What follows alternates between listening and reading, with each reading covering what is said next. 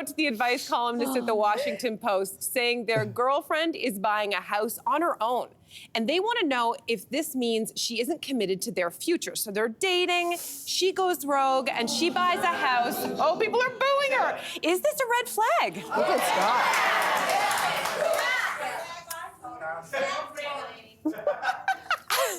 Women are better investors. Women are better with money. They are more responsible. They are, I am not saying that they're risk averse, but they don't take stupid guy risks that, half of us end up broke because we got a hot tip on the stock or something like that. They don't fall for that stuff. And if she wants to buy a house, okay, let's say she's in a really committed relationship. Yeah. Okay, and it's gonna be a forever thing, and she goes ahead and buys a house, but it could be a financial thing. Maybe she's in a better position, and she probably is, because she's a better investor, right? She's better with money.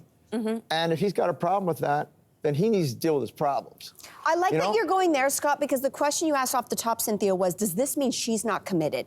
In this piece, he asked the question, he is the one writing into the advice columnist saying, does this mean, he gives himself up right at the top when he says, I'm not sure where this relationship is going. So when you ask, is she committed? No, he's not committed. That's why she bought it by herself. Right. Well, they had been... Bang. Right. Good. But what if I say they've been dating for 2 years and lived separately, and then he was the one that said, hey, before we take this to the next level, AKA marriage, I think we should live together. And she said, yes, let's live together. Actually, I'm gonna buy a house. So at first when I read it, I, like many in the audience, felt bad for him, but it was you plus Carolyn Hacks, the advice columnist, who sort of switched it around, because he's asking her, this is the way she put it, he's asking her to respect his timeline of like, well, I'm not too sure if I want to get married, whereas he's disregarding her timeline, which is financial stability. So it's like, for me, it's a timing issue. Right. You know how that happens sometimes? Like, if they were both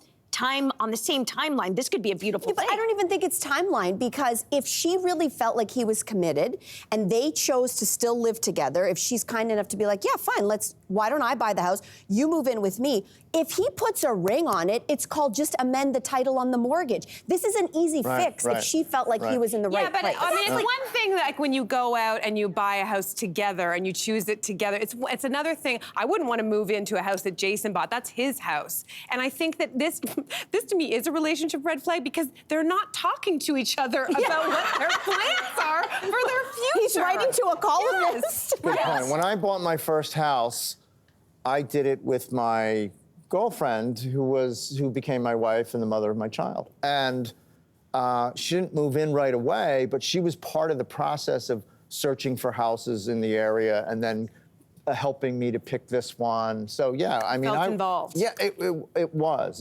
involved. But was we'd the already been dating understanding- a couple of years. Yeah. So Scott, the understanding was, though, she would eventually live with you, and you guys, this would be the marital home. at least in my mind, yeah. Oh, okay. Had to buy a house to convince her. Hey, You need the input, though. I agree. You need the input. Yeah. Like, when I first met Jacek, he was in the process of buying his first apartment. So basically, by the time I moved in, the ink was barely dry on the ownership papers. And that apartment I never had a choice in it. I hated it. So it was one of those things where we got out of there as soon as we could, because I had inherited with this relationship, this apartment that I had no say in. Right. So it is about communication. That said, did I have a say? Like, I moved in, like this dude, I didn't have a say. He also, though, assumed all of my debt. All right. Well, then. The blood I still complained about, he assumed all my debt, and I still complained about this tiny apartment, and, well, we're still married. It's been like 21 years, so. Is there a problem? Clearly not. All right. Thanks for watching. We've got lots more discussion and debates on everything from food and fashion to pop culture and current events. Don't forget to click like and subscribe.